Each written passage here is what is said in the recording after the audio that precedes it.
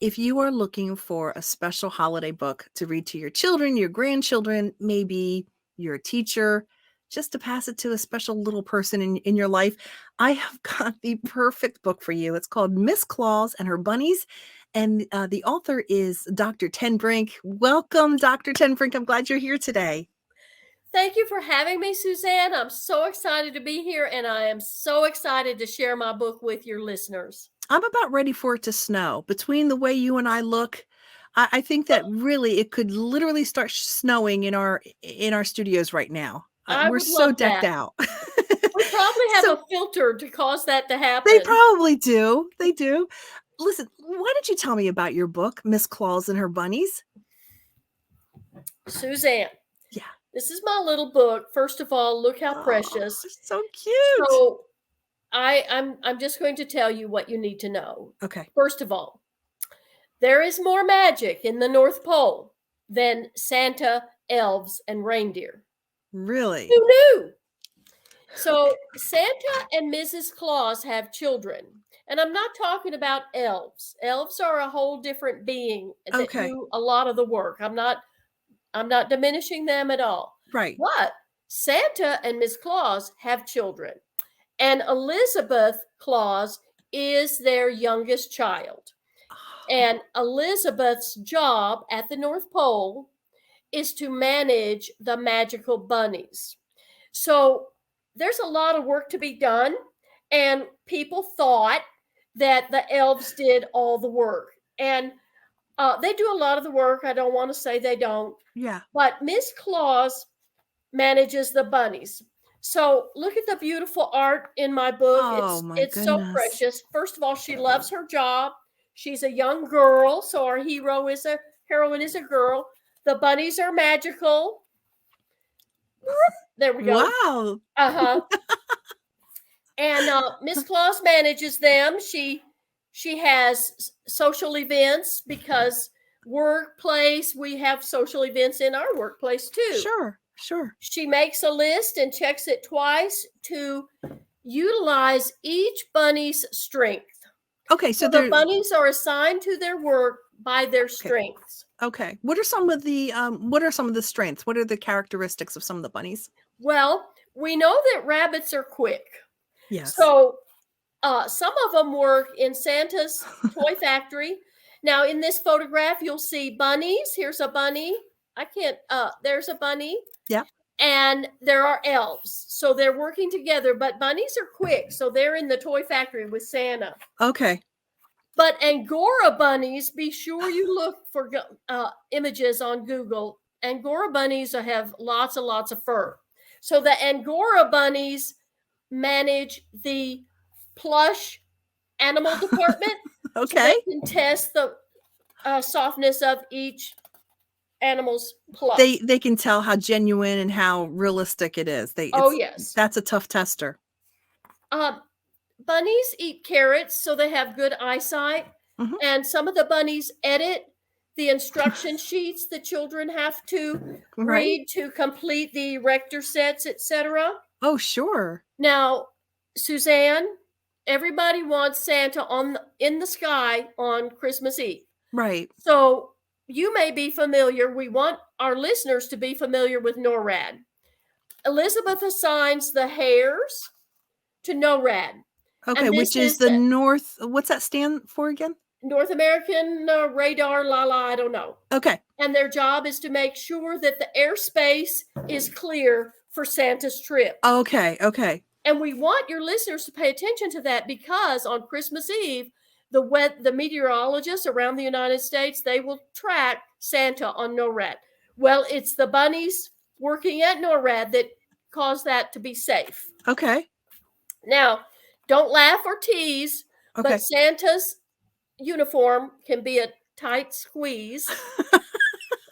So Elizabeth hires the Flemish giants Okay. to try on all of Santa's uniforms. And the bunnies control the diets of Mr. Okay. and Miss Claus. Okay. Yes, they do. They have a lot of work. They have a lot of work to do. And then on Christmas Eve, And the elves have loaded the sleigh. Santa's on his way, and Miss Claus and her bunnies meet in the square of Santaland to send Santa off with song. Oh, that's so sweet. So sweet. I mean, you accomplish so much with this. I mean, cooperation, and what I love, I'm really into personality tests, and I see how you've got the right people in the right seats on the train.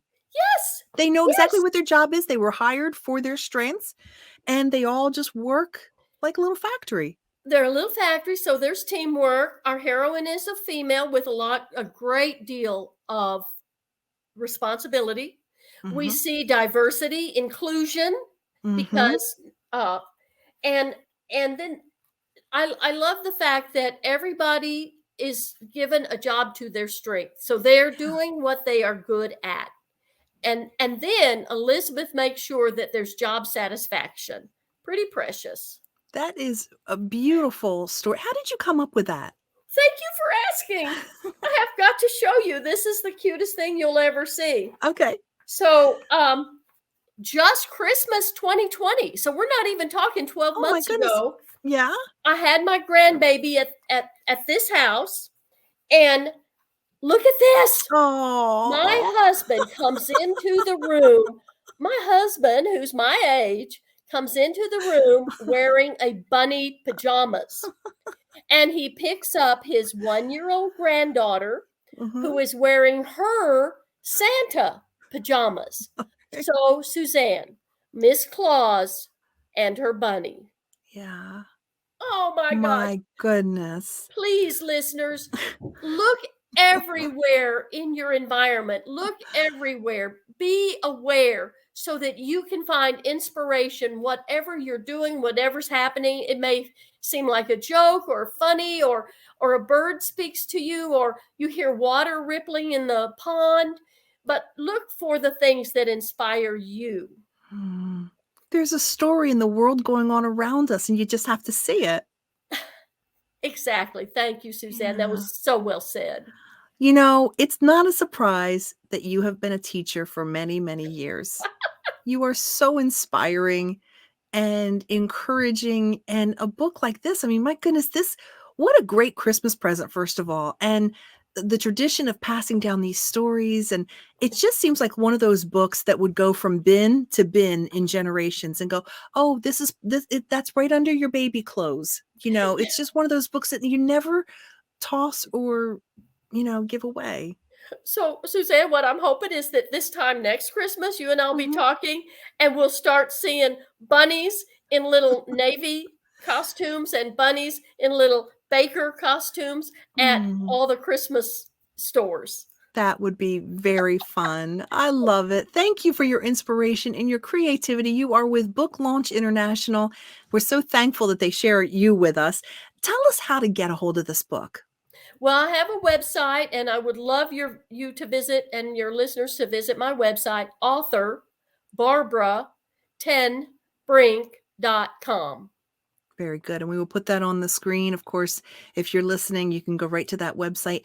Real quick sneak peek. Anything else coming up for in the Well, children's line? Well, I have another children's book called 8 Pound Cows. I'm a rancher, and I run cows, and I work out among my cows, and they're very docile. They're wonderful, wonderful animals, sweet, sweet animals. And so I thought, what if my cows weighed 8 pounds? We could hold them in our lap, drive around the countryside. I could scrub them in the sink with perfume Yes. soap, put bows Oh, on their they would be little pets. yes. Oh, Dr.